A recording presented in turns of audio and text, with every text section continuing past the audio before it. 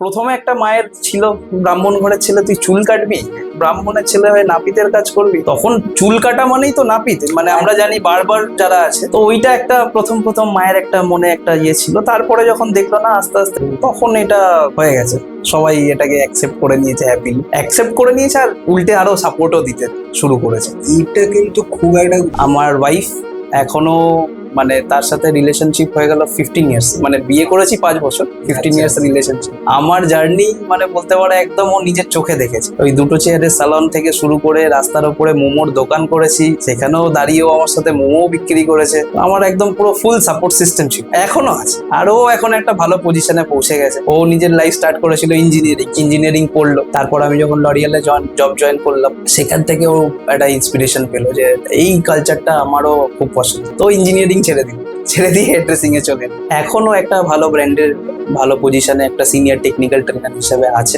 Negative people বা negative জিনিস মানুষের লাইফে একটু হলেও থাকা দরকার আছে, নাহলে তুমি হ্যাঁ। পজিটিভটাকে এনজয় করতে পারবে।